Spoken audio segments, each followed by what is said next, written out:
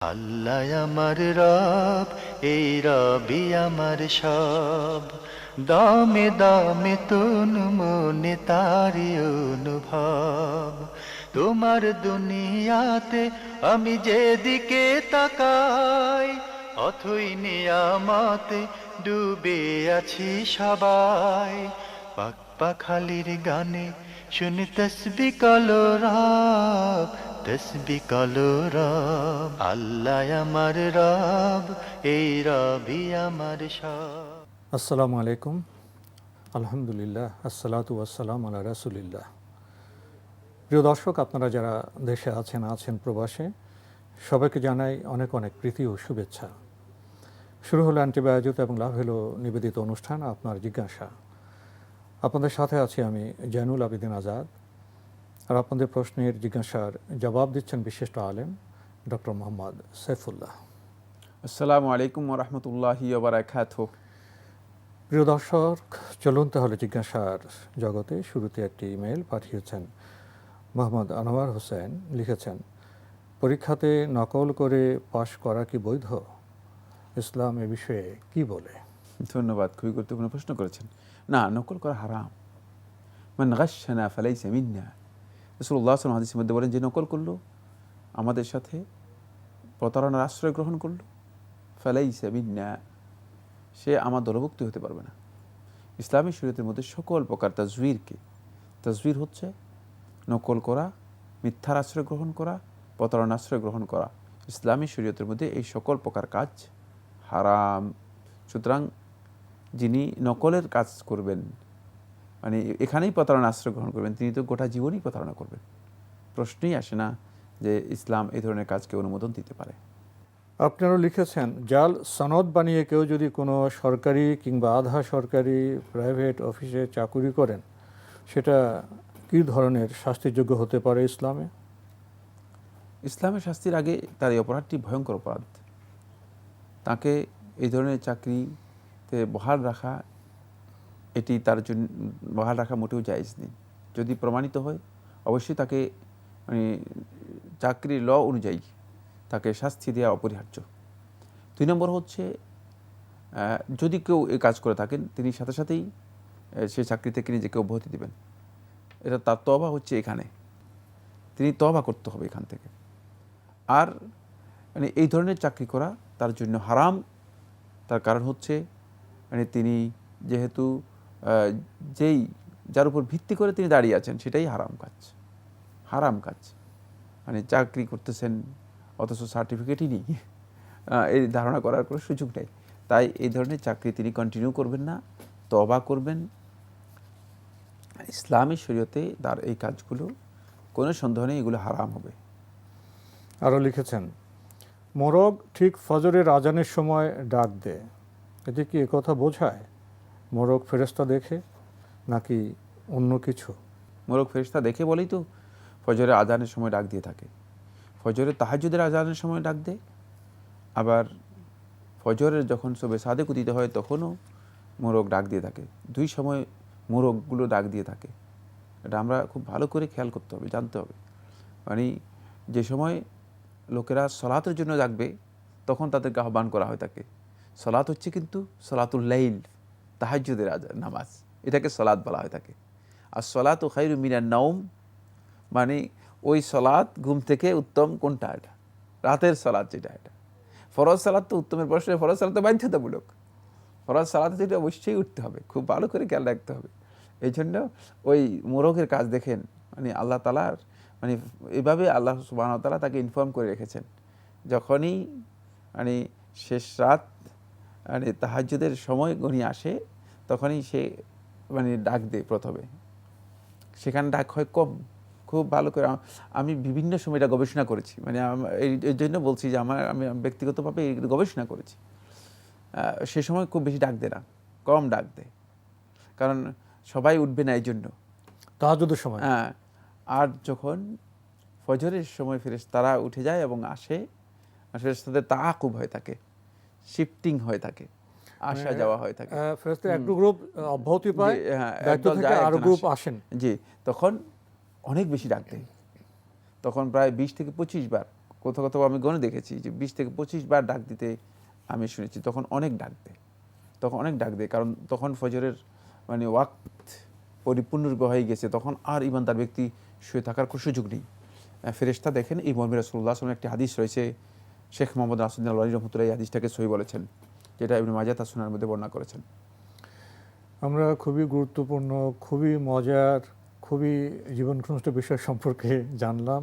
এ প্রশ্নের জবাবে আমরা নানা মাত্রার নানা রস উপলব্ধি করলাম। প্রিয় প্রশ্নকর্তা, আপনাকে ধন্যবাদ। আপনি আরও লিখেছেন, জমি মাপার যেসব আমিন থাকেন সেসব আমিনদের জমি মাপলে খাওয়ানো বা কিছু টাকা দেওয়া হয়, এসব কি ইসলামে জায়েজ? অবশ্যই জায়েজ। জমি যিনি মাপিয়ে দেবেন তিনি অনেক কষ্টের কাজ, অনেক সময় যে দেয়। সার্ভিস দিয়েছেন এই সার্ভিসের জন্য তাকে অবশ্যই টাকাও দিতে হবে, খাওয়াতে হবে। যদি তিনি খেতে চান খাওয়াবেন, টাকাও দিবেন, সবটাই জায়েজ। আমরা জানলাম বিষয়টি সম্পর্কে। প্রিয় দর্শক, আমাদের হাতে আরও একটি ইমেইল, এটি পাঠিয়েছেন কানাডা থেকে ফাজল। লিখেছেন, সালাতে এক সূরা বাদ দিয়ে পরের সূরা পড়লে নাকি বাদ দেয়া সূরা কষ্ট পায়, এ কথা কতটা সঠিক? না, এটি সঠিক বক্তব্য নয়, এ কথা সঠিক নয়, এটা একটা গুজবের মতো, কল্পিত। কারণ হ্যাঁ, সূরাগুলো কষ্ট পাওয়ার কোনো কারণ নেই। 1 2 নম্বর হচ্ছে সলাতে কেরাতের ব্যাপারে আল্লাহ সুবহানাহু ওয়া তাআলা কি বলেছেন, নির্দেশনা কি? ফাকরাউ মা তায়াসসারা মিনহু, যে কোরআন থেকে তোমরা ততটুকু তেলাওয়াত করে যেটা তোমার সামর্থ্যের মধ্যে আসে, তোমার জন্য সহজ হয়। সুতরাং আপনি যেটা সহজ মনে করেন সেটা তেলাওয়াত করতে পারেন। এর জন্য বাধ্যবাধকতা নেই যে আপনাকে এই সূরা পড়ে এই সূরা পড়তে হবে, এই সূরা পড়ে এই সূরা পড়তে হবে। হতে পারে যে তিনি এক সূরা পড়েছেন, এরপরে ভুলে গিয়েছেন, পরে আরেকটা সূরা তার বিষয়টা মনে এত এসেছে। কঠিন নয়। সুতরাং এখানে কোনো ধরনের মানে বাধ্যবাধকতা নেই, বরং এই কাজটি আল্লাহ সুবহানাহু ওয়া তাআলা সহজ করেছেন বান্দাদের জন্য, তাই এটাকে কঠিন করার কোনো বিধান এখানে নেই। জি, আমরা সহজ বিধান পেয়েছি এবং কোনো সূরাতে কষ্ট পাবে না, আমরা সেটাও জানলাম। প্রিয় দর্শক, আমাদের হাতে আরেকটি চিঠি পাঠিয়েছেন আব্দুল হাকিম, ঢাকার মুগদাপাড়া থেকে। লিখেছেন, আপনার জিজ্ঞাসা আমার প্রিয় অনুষ্ঠান, আমি ফেসবুক ও ইউটিউব থেকে আপনাদের অনুষ্ঠান দেখে অনেক কিছু জানতে পেরেছি। আমার প্রশ্ন, হযরত ইবনে ওমর রাদিয়াল্লাহু তাআলা আনহু থেকে বর্ণিত আছে, নবী করিম সাল্লাল্লাহু আলাইহি ওয়াসাল্লাম নিষেধ করেছেন কেউ যেন তার মুসলমান ভাইকে তার স্থান হতে উঠিয়ে দিয়ে নিজে সেই স্থানে না বসে, তা জুমার দিন হোক বা অন্য কোনো দিন, এবং মসজিদে হোক বা অন্য কোনো স্থানে হোক। আমাদের দেশে মসজিদগুলো কিংবা কোনো দোয়ার মাহফিলে একজন আরেকজনকে বিশেষ করে মুরব্বীরা ছোটদের উঠিয়ে দিয়ে তাঁরা সে স্থানে বসেন। উপরোক্ত হাদিস অনুযায়ী তাহলে তারা কি আল্লাহ রসুলের বিরোধী কাজ করছেন না? কোনো মুরব্বির জন্য জায়েজ নেই যে কিশোর হোক, তরুণ হোক অথবা বাচ্চা হোক, তাকে তার মজলিস থেকে উঠিয়ে দিয়ে সেই মজলিসে বসা, এটা তার জন্য জায়েজ নেই। যদি তিনি করে থাকেন তাহলে তিনি ভুল কাজ করেছেন, তার এই কাজটি সুন্নাহ পরিপন্থী হবে এবং এর মাধ্যমে নাউমিনা জুলম, এক প্রকার জুলম এটি। কারণ যিনি আগে এসেছেন তার হক হয়েছে, তিনি সে জায়গায় বসেছেন, সুতরাং তাকে এখান থেকে উঠিয়ে দেওয়া এটা জায়েজ নেই ইসলামী শরীয়তের মধ্যে। এই কারণে যে ব্যক্তি আগের সফে গিয়ে তিনি বসেছেন, প্রথম সফে গিয়ে আগের কাতারে গিয়ে বসেছেন, প্রথম কাতারে বসেছেন, কোনো মুরব্বির জন্য জায়েজ নেই যে তিনি এসে বলেন যে আপনি পিছনে কাতারে যান, আমি সামনে কাতারে দাঁড়াই। এটা তার জন্য জায়েজ নেই, কারণ এটা তার হক হয়ে গিয়েছে। যদি কেউ এই হক নষ্ট করে থাকেন তিনি জালিম, তাহলে তিনি জুলমের যে অপরাধ রয়েছে সে অপরাধে অপরাধী হবেন। এই কাজটি অত্যন্ত ভয়ঙ্কর অপরাধ। কিন্তু ইসলামী শরীয়তের 3টি বৈশিষ্ট্যকে আল্লাহ হাবিব সাল্লাল্লাহু আলাইহি ওয়াসাল্লাম সবচেয়ে বেশি গুরুত্বপূর্ণ বৈশিষ্ট্য মনে করতেন এবং ইমানদার ব্যক্তিগণের জন্য এই 3টি বৈশিষ্ট্য মানে সব সময় অনুসরণ করতে বলেছেন। তার মধ্যে একটি হচ্ছে ইকরাম জি শাইবা, মানে যাদের দাড়িগুলো সাদা হয়ে গেছে, বয়োবৃদ্ধ হয়ে গিয়েছে, তাদেরকে সম্মান করা।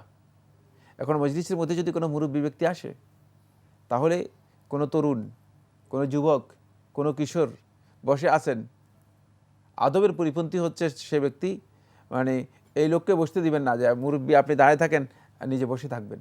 এটা কিন্তু এটাও সুন্নাহ পরিপন্থী কাজ, আদবের পরিপন্থী কাজ, আদবের বিষয়। হ্যাঁ, ইকরাম, তাকে সম্মান করা।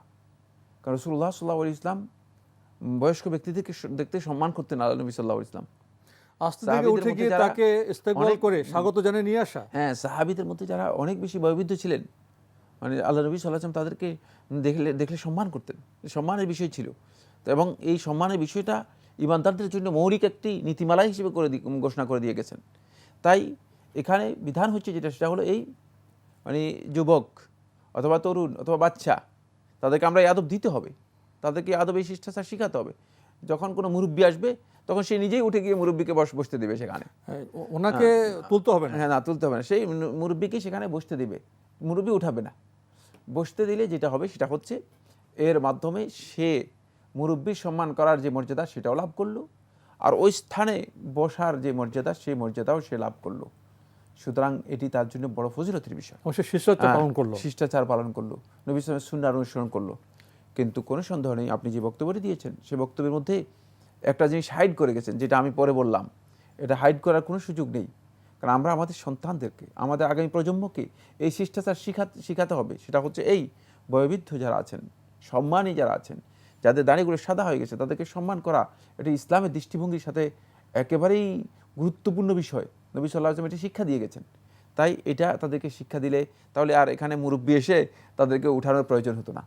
আর মুরব্বীর জন্য কোনোভাবেই জায়েজ নেই সে বয়স কম হওয়ার কারণে যে তাকে তুচ্ছ জ্ঞান করে উঠিয়ে দেবেন যে আমি বসবো, এটি কোনোভাবেই তার জন্য জায়েজ নেই। আমরা খুবই গুরুত্বপূর্ণ বিষয়ে, সামাজিক বিষয়ে জানলাম। প্রিয় দর্শক, এসব বিষয়ে সচেতন থাকলে আমাদের সমাজ, আমাদের পরিবেশ ইনশাল্লাহ আরও সুন্দর হয়ে উঠবে। আল্লাহ আমার রব, এই রবি আমার সব। আল্লাহ আমার রব, এই রবি আমার সব। আমাদের হাতে একটি ইমেল পাঠিয়েছেন আব্দুল্লাহ, সোনাইমুড়ি, নোয়াখালী থেকে। লিখেছেন, আমি লাভের আশায় শেয়ার মার্কেটে কিছু শেয়ার কিনেছি এবং ইসলামী ব্যাংকে কিছু টাকা এমটিডিআর করেছি। এখন আমার প্রশ্ন হলো, আমি এই টাকাগুলো জাকাত কখন কিভাবে দেব? প্রথম যে শেয়ারগুলো আপনি ক্রয় করেছেন সেগুলো যদি আপনার কাছে 1 বছর থাকে এবং সেই শেয়ারগুলো যদি এর পরিমাণ বা এর টাকার পরিমাণ যদি আপনার কাছে নিসাব পরিমাণ থাকে এবং 1 বছর থাকে, নিসাব পরিমাণ থাকে, তাহলে 1 বছর পরিপূর্ণ হওয়ার সাথে সাথেই আপনি হিসাব কষে 2.5% জাকাত হিসেবে আদায় করে দেবেন। 2.5% জাকাত হিসেবে আদায় করে দেবেন। এটা হলো প্রথম শেয়ারের ব্যাপার বললাম। দ্বিতীয় হচ্ছে ব্যাংকে যেটা এমটিডিআর করেছেন, মেয়াদি 3 মাসে 1 বছর জন্য রাখলেন, আপনি জানেন কত টাকা রেখেছেন, কি অবস্থা? হ্যাঁ, সেই মানে এমটিডিআরটা হচ্ছে এমন যে মানে কতদিনের জন্য করেছেন সেটার উপর নির্ভর করবে। মানে এটা রেগুলার মনে হয় মাসিক অথবা ত্রৈমাসিক। এটা 3 মাসে করা যায়, 1 বছরে করা যায়, 3 বছরে করা যায়। যাই হোক, মানে এটার পদ্ধতি যদি আপনার টাইম নির্দিষ্ট থাকে, মানে 2 বছরের বা 3 বছরের, মানে এই ওয়েটেজে যদি আপনি করে থাকেন, তাহলে 3 বছর পর পরিপূর্ণ টাকা যখন গ্রহণ করবেন তখন একসাথে পরিপূর্ণ টাকার উপরে জাকাত আদায় করবেন। মানে আমি আসলে মানে এখানে এমটিডিআরের যে সিস্টেমটা, সেটা কি লাভ কি মাসিক নিচ্ছে নাকি একসাথে ডিপোজিট যেভাবে করা হয় থাকে, ফিক্সড ডিপোজিট যেটা করা হয় থাকে সেটার মতো নিচ্ছে? যদি ফিক্সড ডিপোজিটের মতো না হয়, সেটা যদি মাসিক অথবা ত্রৈমাসিক লাভ গ্রহণ করা হয় থাকে, তাহলে অবশ্যই 1 বছর পর নিসাব পরিমাণ হলে আপনাকে হিসাব কষে যে টাকা আপনার ইনভেস্টে আছে সেটার পরিপূর্ণ জাকাত আদায় করতে হবে। দুইটাই আমি বলে দিলাম। আমরা জানলাম বিষয়গুলো সম্পর্কে। প্রিয় দর্শক, আমাদের হাতে আরও একটি ইমেল পাঠিয়েছেন কুইন কানিজ। লিখেছেন, টিভিতে নাটকে পূজা অথবা এরকম কিছু দেখলে কি কুফরিয়ে আকবর হয়? আর নাটকে যদি কোনো মুসলিম ব্যক্তি অন্য ধর্মের রোল প্লে করে আর সেটা আমরা দেখলে কি আমাদের বড় শিরক অথবা বড় কুফরি হবে? পূজা দেখলে কুফরি হওয়ার কিছুই নেই। কিন্তু জানানো না, নাটকের পরবর্তী দৃশ্যকে কিন্তু জানানো না। কুফরি বা শিরকি কোনো কর্মকাণ্ড প্রত্যক্ষ করা হয়ে থাকে বা দেখানো হয়ে থাকে, অথবা হারাম কোনো দৃশ্য যেগুলোর মাধ্যমে অবতারণা করা হয়ে থাকে, এগুলো সবগুলোই মানে দৃষ্টি দেয়া দেখা হারাম। আরেকটি বিষয় উল্লেখ করেছেন এখানে, কোনো মুসলিম ব্যক্তি যদি অন্য ধর্মের রোল প্লে করে নাটকে, তো অন্য ধর্মের বিষয় আসতে পারে, কোনো মুসলিম যদি সেটি বিষয়ে সেই চরিত্র অভিনয় করেন আর সেটা আমরা দেখি, তাহলে কি আমাদের শের কথা বা বড় কুফরি হবে? একই কথাই তো, আগের প্রশ্ন দিয়ে পরের প্রশ্নের মধ্যে পার্থক্য নেই। জি, শিরক এবং কুফরি কোনোটাই হবে না। এটি জানলাম প্রিয় দর্শক বিষয়গুলো সম্পর্কে। আমাদের হাতে দীর্ঘ চিঠি পাঠানো হয়েছে। ব্রিটিশ ইন্টারন্যাশনাল স্কুল ও কলেজ, শরীর আখড়া, ঢাকা থেকে লিখেছেন, কোনো আলেম যদি বক্তব্য দেওয়ার সময় আরবিতে হাদিস ও কোরআনের আয়াত না বলে শুধু বাংলায় বলেন, তবে কি কোনো সমস্যা হবে? না, সমস্যা হবে না। সমস্যা হবে কেন? কিন্তু কোরআনে কারীমের আয়াতের যদি অনুবাদ বলে থাকেন, তিনি বলতে হবে যে কোরআনে আছে, আল্লাহ তাআলা বলেছেন, আল্লাহর নামে এভাবে বলতে পারবেন না। এটা কি বুঝাতে হবে? এটা খুব সূক্ষ্ম একটি কথা বলেছি। সেটা হলো আল্লাহ তাআলা বলেছেন অথবা আল্লাহ বলেন, এ কথা বলতে পারবেন না। তিনি বলছে কোরআনে আছেন, অথবা মানে স্পষ্ট করে দিবেন যে অমুক সূরাতে বলা হয়েছে। তিনি এই ধরনের কথা বলবেন এবং আমি তার বাংলা অনুবাদটা এভাবে হয়েছে, তার অনুবাদটা তিনি বলে দিবেন, অথবা আল্লাহ তাআলা বলেছেন যেটা তার অনুবাদ হচ্ছে এই। হ্যাঁ, কারণ হলো অনুবাদ যেটি করতেছেন এটা তার পক্ষ থেকে হতে পারে যে আল্লাহর বক্তব্যটাকে তিনি যথাযথভাবে উপলব্ধি করতে পারেননি, সুতরাং অনুবাদের শব্দমালায় আরবি টেক্সটটাকে আনা যায় না অনেক সময়। হ্যাঁ, এই জন্য তিনি সেভাবে বলবেন না। এটা অনুবাদ বলবে। হাদিসের ক্ষেত্রে তার জন্য জায়েজ আছে। রাসূলুল্লাহ সাল্লাল্লাহু আলাইহি ওয়াসাল্লাম বলেছেন বলে এই কথা তিনি বলতে পারবেন। তবে উত্তম হচ্ছে সরাসরি আল্লাহ হাবিব সাল্লাল্লাহু আলাইহি ওয়াসাল্লামের বক্তব্যটুকু তুলে ধরে তারপরে অনুবাদ করা, কোনো সন্দেহ নেই। কারণ এটি আমানতের বিষয়। হতে পারে যে তিনি যে অনুবাদ করেছেন সেই অনুবাদটি যথার্থ নয়, অথবা তিনি যার অনুবাদ থেকে শিক্ষা গ্রহণ করেছেন সেই শিক্ষা মানে অনুবাদকেই ভুল করেছেন। তাই এই জন্য হাদিসের জ্ঞান যাদের আছে তাদের জন্য উত্তম হচ্ছে তারা হাদিস কোড করবেন, যাতে করে অন্যরা যারা জানতে চাচ্ছেন তারা পরবর্তীতে বুঝতে পারেন যে না, এই হাদিসটা উনি যে অর্থ করেছেন সে অর্থ নয়, এই অর্থ, বা বুঝতে পারেন যে কোন হাদিস আপনি বুঝাতে চেয়েছেন, সেই হাদিসটা তারা বের করতে পারে, বুঝতে পারে। কিন্তু হাদিসের ক্ষেত্রে যদি তিনি শুধুমাত্র বাংলাও বলেন, এটা তার জন্য জায়েজ রয়েছে, না জায়েজ নয়।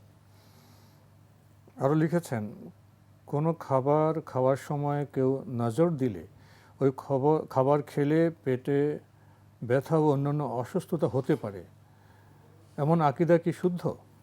এখানে একটা কুসংস্কার আছে। সেই কুসংস্কার হচ্ছে এই যে খাবারের মধ্যে শুধু নজর দিলেই যে তার মানে এই খাবার খেলে পেটে ব্যথা হবে অথবা সমস্যা তৈরি হবে, এই আকীদা শুদ্ধ নয়, সঠিক বক্তব্য নয়। কোনো কোনো ব্যক্তির নজর এমন আছে যেটা কুনজর, এই নজরের কারণে মানুষের ক্ষতি হয়, কিন্তু ক্ষতিটা হয় আল্লাহর হুকুমে বাইরে হয় না।